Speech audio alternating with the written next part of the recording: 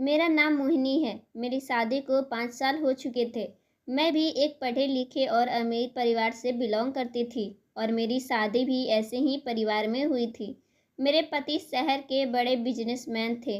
उनका नाम अर्नव था। मैं एक ऐसी औरत हूँ जिसके पास हर खुशी है, हर आराम है। अगर कुछ नहीं था तो वो है संतान। मेरी शादी को इतना टाइम हो गया था, फिर भी मेरी गोद नहीं भर सकी थी। मैं अब तक समाज की बहुत सारी बातें बर्दाश्त कर चुकी थी, लोगों के ताने सुन चुकी थी। हर कोई मिलने वाला इंसान मुझसे पूछता था कि क्या हुआ, अभी तक प्रेग्नेंट नहीं हुई? क्या हुआ, अभी तक कोई खुशी नहीं मिली? क्या हुआ, अभी तक खाली हो? बच्चा करने का इरादा नहीं है क्या? यह सारे सवाल मेरे दिल को तोड़कर रख दिया करते थे। मैं सारी बातों से बहुत ज़्यादा परेशान हो गई थी। मेरा दिल तंग आ चुका था। इसलिए अब मैंने एक औरत होते हुए भी एक ऐसा फैसला लिया था जो हर औरत के लिए बहुत मुश्किल फैसला होता है। इस फैसले को लेने के लिए हर औरत के पास बहुत बड़ा दिल होना चाहिए। मगर मेरी बहुत बड़ी मजबूरी थी और मजबूरी वही होती है जो कि किसी को मजबूर कर दे। शाम की यह खामोश घड़ी थी जब मैं अपने कमरे में उदास बैठी हुई थी। मुझे अब घर की खामोशी बहुत सता रही थी। मेरे पति अपने माता पिता के इकलौते बेटे थे। उनके पेरेंट्स इस दुनिया से चले गए थे। मेरे पति ऑफिस चले जाते थे। घर में सिर्फ नौकर और मैं होती थी। नौकर तो अपने कामों में बिजी होते थे और मैं सारा दिन इधर से उधर टहला करती थी और यही सोचती कि अगर मेरे पास कोई बच्चा होता तो मैं उसके कामों में बिजी रहती, उसके साथ खेलती, हंसती, अच्छा समय बिताती, तो शायद मेरे चेहरे पे जो हमेशा से उदासी छाई रहती है वो नहीं होती। शाम के समय मैं घर में इधर से उधर उदास टहल रही थी जब मैंने हमारे घर की पुरानी नौकरानी शीला को बुलाया। वो काफी समय से हमारे यहाँ काम पर अपनी बेटी निधि को साथ लाया करती थी। निधि की उम्र लगभग 16 साल थी। वह मुझे बहुत अच्छी लगती थी। मैं उसे बेटा बेटा कहकर बुलाया करती थी। शीला बहुत गरीब थी। निधि उनकी इकलौती बेटी थी। उसका पति मर चुका था।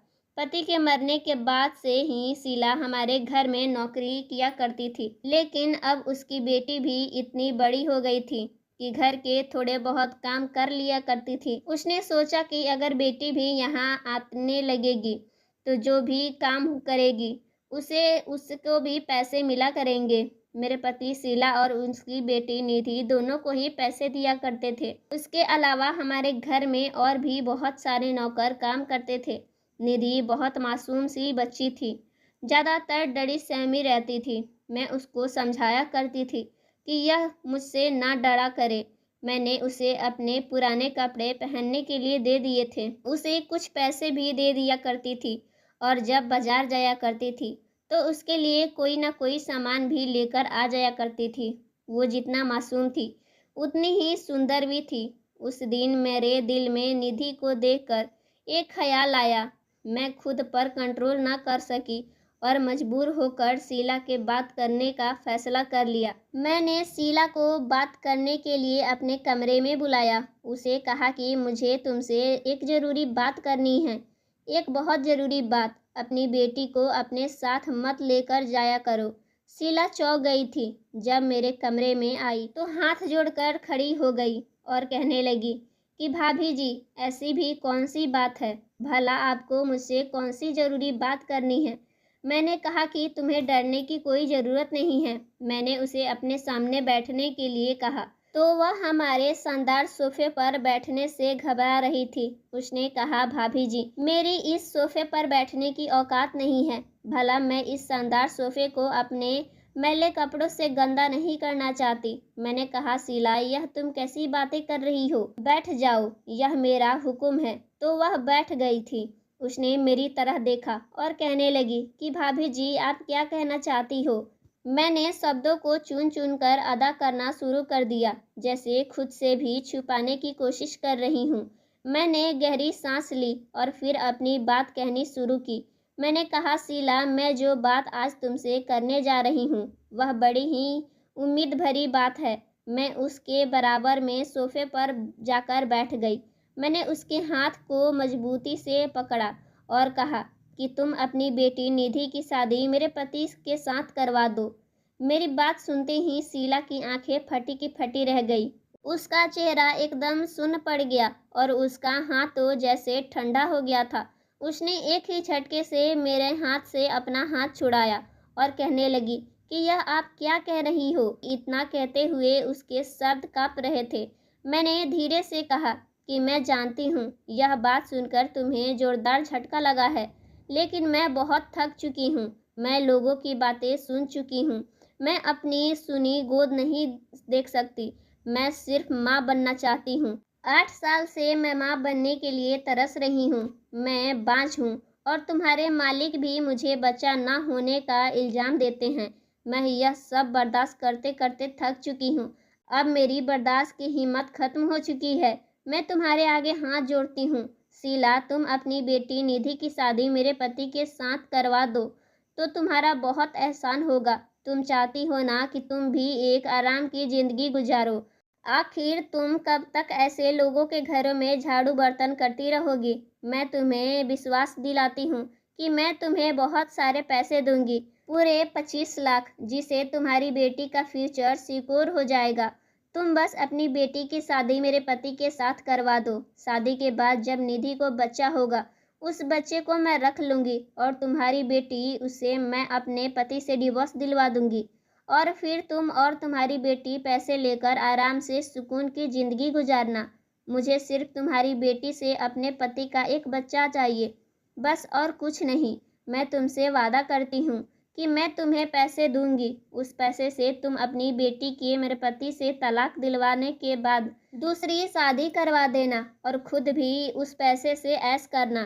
खत्म हो जाए पैसे तो दोबारा मुझसे ले लेना, लेकिन प्लीज मेरी बात मान लो। शीला की सांसें तेज तेज चलने लगी। वह मेरी तरफ देखकर कहने लगी, भाभी जी, वो मेरी बेटी है। अभी तक तो ठीक से बालिंग भी नहीं हुई। उसकी उम्र तो अभी 16 साल ही है। वह बच्ची है। उसकी सारी जिंदगी पड़ी है। आपकी दौलत अपनी जगह है, लेकिन मैंने शीला को वहीं पर रोक दिया था और कहा कि शीला, मैं तुम्हारे आगे हाथ जोड़ती हूँ।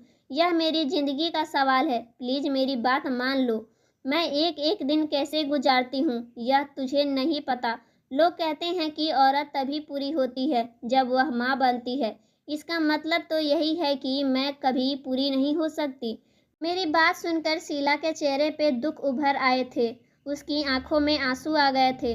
वह मेरी तकलीफ को समझने की कोशिश कर रही थी, लेकिन अपनी बेटी के बारे में सोचते हुए थोड़ी नर्वस हो रही थी। जब मैंने उसे प्यार से समझाया और कहा कि किसी को कुछ भी पता नहीं चलेगा, यह बात सिर्फ घर के अंदर ही रहेगा। तुम बस अपनी बेटी को शादी के लिए तैयार कर लो। जब मेरे पास बच्चा आ जाएगा तो मेरे पति तुम्हारी बेटी को डिवोर्स दे देंगे। उसके बाद तुम उसे लेकर कहीं दूर अपनी जिंदगी बिता लेना और बेटी की शादी भी किसी अच्छे और काबिल लड़के के साथ करवा देना। पैसा सब कुछ करवा सकता है। तुम्हारी बेटी की जिंदगी बर्बाद नहीं होगी। शीला का चेहरा उदास हो गया। उसने धीमे से कहा, ठीक है भाभी जी, लेकिन क्या मालिक मान जाएंगे। मैं कुछ देर के लिए खामोश हो गई। फिर मैंने कहा कि मैं अर्नव को मना लूंगी। मैंने सोच लिया है। मैं अब अपने दिल पर पत्थर रख चुकी हूँ। शीला ने एक गहरी सांस ली और कहने लगी कि ठीक है, मैं अपनी बेटी की बात करूंगी, उसको आपके हवाले कर दूंगी। लेकिन भाभी जी, मेरा इस दुनिया में मेरी बेटी के अलावा कोई भी नहीं है। मैं अपने जिगर का टुकड़ा आपको सौंप रही हूँ। मैंने एक ही झटके से शीला को अपने गले से लगाया और कहा कि तुम्हारा बहुत बहुत शुक्रिया शीला। मैं तुम्हारा यह एहसान कभी नहीं भूलूंगी। उसके कहे हुए शब्द मेरे दिल को चुभ तो गए थे, क्योंकि वह एक माँ थी, लेकिन मुझे कमजोर नहीं पड़ना था। मैं जानती थी कि यह सौदा आसान नहीं है, लेकिन माँ बनने के सपने ने मुझे हद पार करने पर मजबूर कर दिया था। शीला तो मेरे कमरे से चुपचाप नजरें नीचे करके चली गई थी, लेकिन अब मुझे अपने पति से बात करनी थी।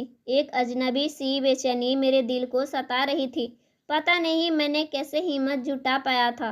अर्नव से बात करने के लिए कैसे उनसे बात करूंगी, मुझे कुछ समझ नहीं आ रहा था। फिर मैंने खुद से फैसला किया कि मुझे कुछ भी करके अर्नव से बात करनी ही होगी, क्योंकि ऐसा करना मेरे लिए बहुत ज़रूरी है। और मैंने निधि के बारे में भी सोच लिया था। कि मुझे उस बच्चे की ज़िंदगी बर्बाद नहीं करनी है। मैं जब थोड़ी देर के बाद कमरे से बाहर गई तो मैंने देखा कि घर के एक कोने में दोनों माँ बेटी खड़ी हुई थी।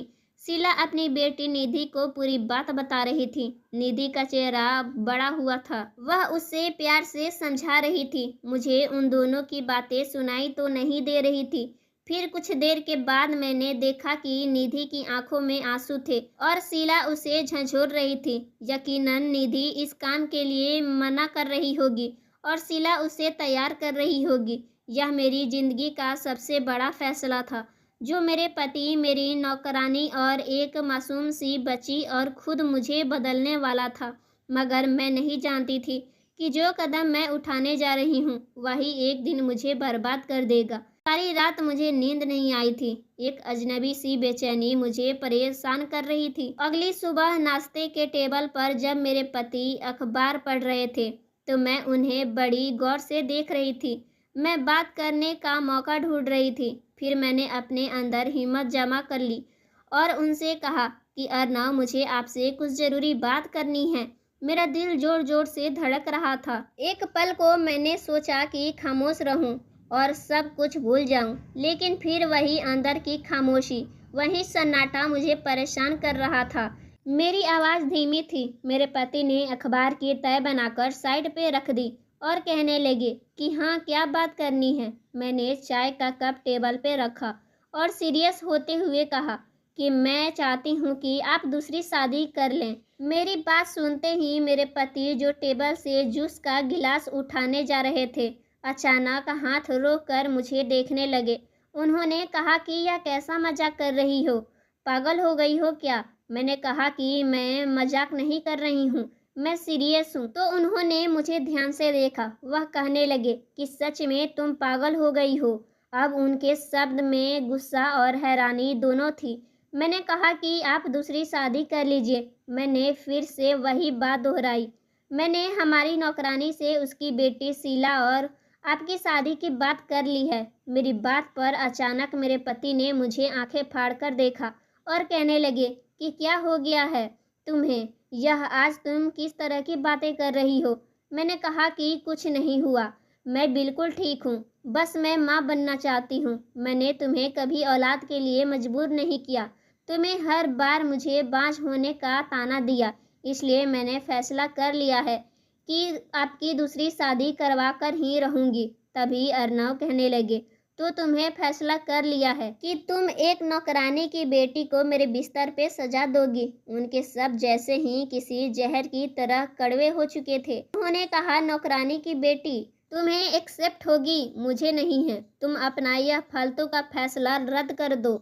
इतना कहकर वह वहां से जाने लगे तो मैंने कहा कि मैं ऐसा करके ही रहूंगी और न चाहे आप कुछ भी कर लीजिए। मेरे पति ने कहा कि मैं नौकरानी की बेटी से शादी नहीं करूंगा। तुम मुझे जानती नहीं हो कि मैं कौन हूँ। मैं इस शहर के बड़े बिजनेसमैन में शामिल होता हूँ और तुम मेरी शादी नौकरानी की बेटी से करवाना चाहती हो। तुमने ऐसा सोच भी कैसे लिया? मैंने उनके कंधे को झटका और कहा कि मुझे कुछ नहीं पता। मैं तुम्हें खोए बिना माँ बनना चाहती हूँ। मेरी आवाज़ टूट रही थी। मेरे पति ने गुस्से से कहा कि हाँ, तो तुम लोगों के सामने मेरा मजाक बनवाना चाहती हो। इतना कहकर वह वहाँ से चले गए, मगर मैं फूट फूट के रोने लगी। उनका मतलब साफ था कि वह दूसरी शादी नहीं करना चाहते थे। मैं अपने कमरे में आ गई थी और मेरे दिल में ख्याल आ रहा था कि ऐसे जिंदगी से तो मौत ही अच्छी है। मैं अभी उदास बैठी हुई थी जब कमरे का दरवाज़ा धीरे से खुला और अर्नव कमरे में दाखिल हुए थे। मैंने दोबारा से उनसे वही जिक्र छेड़ा तो उन्होंने अब की बार मुझे नरमी से समझाया था। उन्होंने मेरा हाथ पकड़ लिया और कहने लगे कि तुम जैसा सोच रही हो ऐसा मैं होने नहीं दूंगा। देखो मोहिनी, मैं तुमसे बहुत प्यार करता हूँ। मैं तुम्हारे होते हुए किसी और से शादी कैसे कर सकता हूँ? मैंने कहा, नहीं, आप मुझसे प्यार नहीं करते। अगर आपको मुझसे प्यार होता तो आप मेरी तकलीफ को ज़रूर समझते। मुझे अपने बांझपन से नफरत होने लगी है। अब मैं खुद को खाली नहीं देख सकती। उन्होंने कहा, तो फिर तुम मुझे मजबूर करोगी? मैंने कहा कि नहीं, मैं खुद को मजबूर कर रही हूँ। आपको सिर्फ मेरी बात माननी है। मैंने उनको घूर कर देखा, जैसे मैं उनको कोई फैसला सुना रही हूँ। कुछ देर तक जो अर्नव खामोश रहे, फिर मेरे हाथ पकड़ के कहने लगे कि मोहिनी, मैं किसी नौकरानी की बेटी से शादी नहीं करना चाहता। यह हम दोनों के लिए नुकसानदायक साबित होगा। मुझे पता था कि उनके इनकार ने मुझसे सब छीन लिया है। बरसों की उम्मीद एक पल में राख हो गई थी। मैंने सोचा था कि शायद मेरी तड़प, मेरा दुख उन्हें समझ आएगा। उनको कुछ समझ नहीं आया। मैंने उनसे मुंह फेर लिया था तो वह फिर कमरे से चले गए और मैं कमरे में इधर से उधर टहल रही थी। कभी खिड़की के बाहर जाती, कभी खुद से उलझती। सुबह सूरज निकला तो रोशनी मेरे लिए कुछ भी नहीं लेकर आई थी, सिवाय अंधेरे के। मेरा दिल टूट चुका था। अब मुझसे कुछ भी बर्दाश्त नहीं हो रहा था। मैं शीशे के सामने खड़े होकर खुद से बातें करने लगी। मैं बिखरी हुई थी। मैंने आज खुद को ध्यान से देखा कि मैं कितनी कमज़ोर हूँ। मेरी आंखों के नीचे काले धब्बे आ गए थे। मैं वो मोहिनी नहीं रह गई थी जो कभी हुआ करती थी। काफ़ी देर तक रोती रही और फिर मैंने अपने आंसू साफ किए और खुद से एक फैसला कर लिया। अगर मेरे जीने की शर्त एक बच्चा है तो मर जाने से कोई फ़र्क नहीं पड़ेगा। मरना शायद मेरी ज़िंदगी के लिए सबसे आराम है। मेरे पास जहर की गोलियां रखी हुई थी। मैंने अलमारी से उन दवाइयों को निकाला, हाथ में लेकर ध्यान से देखने लगी। आज यही दवाई मुझे मेरे सुकून का रास्ता लग रही थी। मैंने उसको अपने हाथों में लिया और एक एक कर उन गोलियां अपने मुंह में डाल ली और पानी का घूंट लिया। फिर उसके बाद सब कुछ खत्म सा लग रहा था। मैंने कमरे के बिस्तर पे लेट गई। मैंने अपनी आंखें बंद कर ली। कुछ देर बाद शरीर में एक जलन सी दौड़ने लगी थी, जैसे मेरी सांसें टूट रही हो। दुनिया की आवाज़ धीरे होने लगी थी। दूर से मुझे अपने पति की आवाज़ सुनाई दी, जैसे सपने में किसी ने मुझे पुकारा हो। दरवाज़ा खुला। मैं सिर्फ इतना सुन पाई थी, मोहिनी, यह तुमने क्या कर लिया? मेरे पति ने मुझे अपनी बाहों में उठाया। मेरी सांसें कमज़ोर हो रही थी, मगर मैं पूरी कोशिश में उनकी आवाज़ को सुन पा रही थी। वह बहुत घबरा रहे थे। जल्दी से उन्होंने गाड़ी निकाली, मुझे गाड़ी में डाला और मुझे अस्पताल लेकर चले गए थे। सारे रास्ते बार बार वह मेरा नाम पुकार रहे थे, मोहिनी, कुछ तो बोलो, होश में रहना। अस्पताल में मेरी धड़कन वापस लाने की कोशिश की गई थी। जिंदगी की एक डोर जो अभी पूरी तरह से टूटी नहीं थी। डॉक्टर्स की बहुत मेहनत के बाद बेहोश हो गई। मेरी कंडीशन आंखें खोलने के काबिल हो गई थी, लेकिन मुझे धुंधला धुंधला दिखाई दे रहा था। मेरे मुंह पर ऑक्सीजन मास्क लगा हुआ था। मेरे पति सामने कुर्सी पर बैठे हुए थे। जैसे ही मैं होश में आई तो उन्होंने मुझे नज़र उठाकर देखा।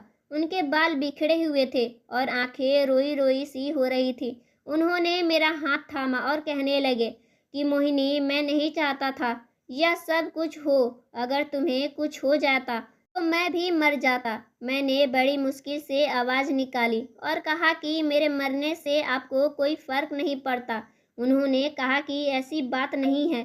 उन्होंने आंखें बंद कर ली, ऐसे जैसे उनको मेरा शब्द बुरे लगे हो।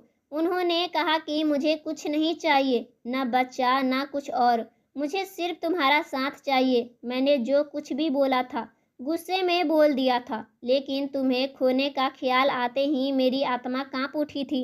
मैंने कहा, अगर तुमको मेरी ज़िंदगी से इतना ही मोहब्बत है तो आप मेरी बात क्यों नहीं समझ लेते? उन्होंने कहा कि मैं समझता हूँ, लेकिन मैं तुम्हारी जगह किसी दूसरी औरत को नहीं दे सकता। मैं कुछ देर खामोश रही और कहने लगी कि देखिए, यह सब कुछ मैं हम दोनों के बच्चे के लिए कर रही हूँ। वह मेरे पास से उठकर चले गए, खिड़की की तरफ देखने लगे, मुंह फेर कर कहने लगे कि ठीक है, मैं तुम्हारी बात मान लेता हूँ। उनकी बात सुनते ही मेरी आंखों से आंसू बहने लगे थे। मुझे उनकी हाँ सुनकर खुशी नहीं हुई थी, बस सुकून मिला था। मैं अपने पति को किसी दूसरी औरत के साथ नहीं देख सकती थी, लेकिन वह दिन आ चुका था जिसकी मैंने कभी उम्मीद भी नहीं की थी, और अब मैंने खुद ही इस हकीकत को बदल दिया था। मेरे पति की शादी मैंने निधि के साथ करवा दी थी। अब उन्होंने मजबूरन अपने हाथों से निधि को मंगलसूत्र पहनाया और उनकी मांग से सिंदूर भरा। तो यह सब देखकर मेरी आंखें भर आई थी। मेरा शरीर कांप रहा था और मेरी आत्मा को तकलीफ हो रही थी। मेरी और मेरी पति की शादी सिंपल तरीके से हुई थी, लेकिन शादी करते समय मेरे पति के चेहरे पर कोई खुशी नहीं थी। मैं जानती थी कि यह मेरा साथ कभी नहीं छोड़ना चाहते हैं, मेरे अलावा किसी दूसरी का नहीं होना चाहते। मगर यह सब हम दोनों की मजबूरी थी। दूसरी तरफ निधि भी खामोश थी।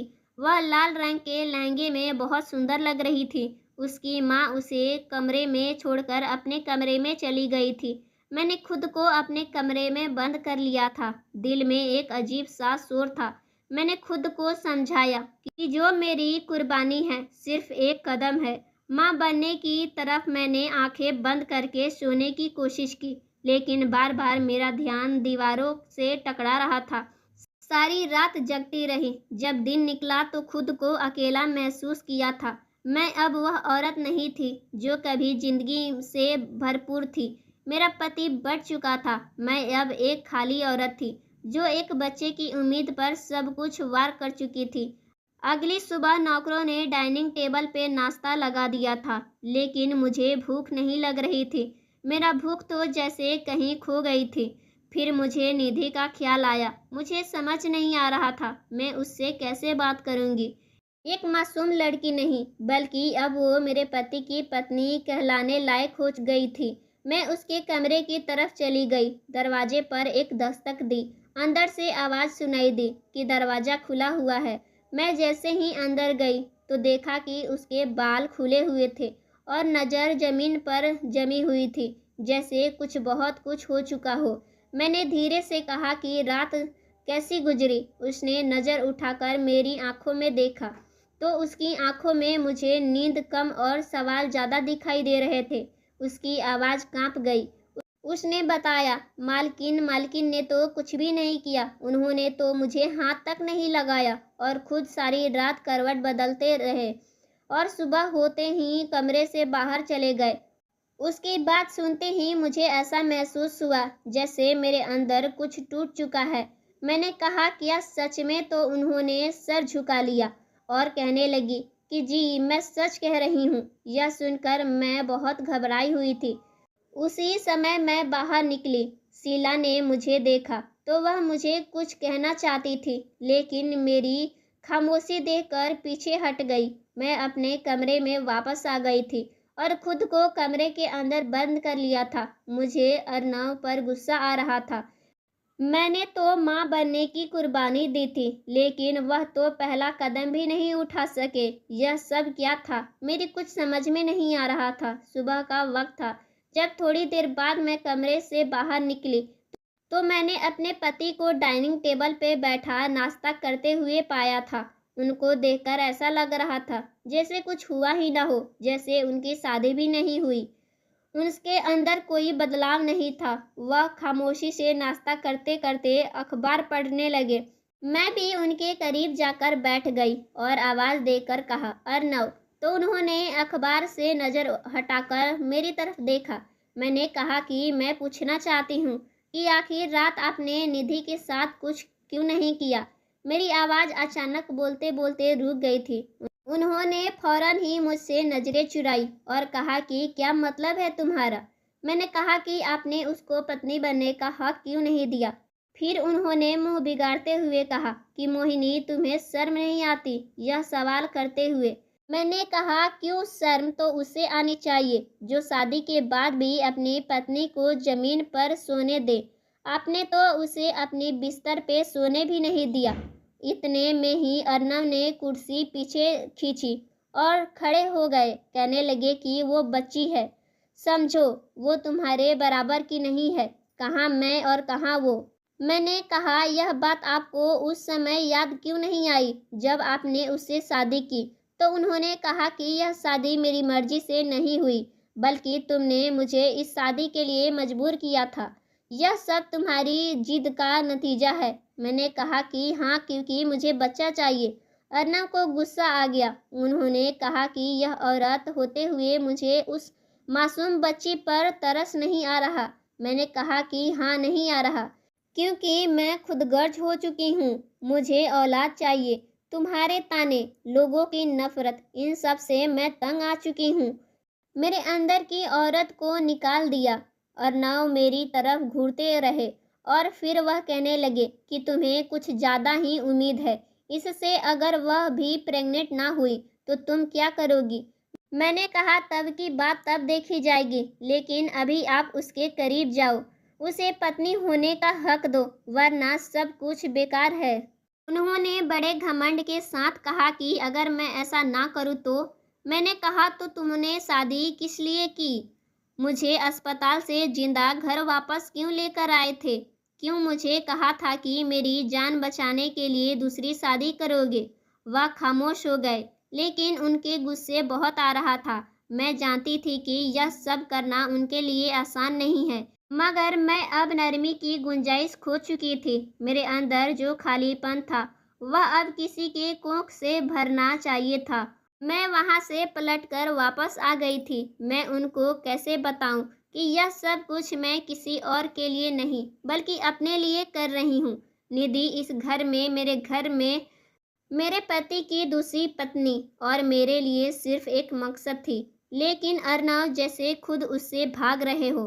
तो दोस्तों, आगे की कहानी क्या है? आखिर अर्नव उसके पास जाएंगे या नहीं? मैं माँ बन पाऊंगी या नहीं? आगे की कहानी हम जानेंगे दूसरे भाग में। तब तक के लिए मेरे चैनल को सब्सक्राइब करना बिल्कुल भी मत भूलें। पसंद आई हो तो वीडियो को भी लाइक ज़रूर करें। मिलते हैं कुछ ऐसे ही नई कहानियों के साथ। तब तक के लिए धन्यवाद।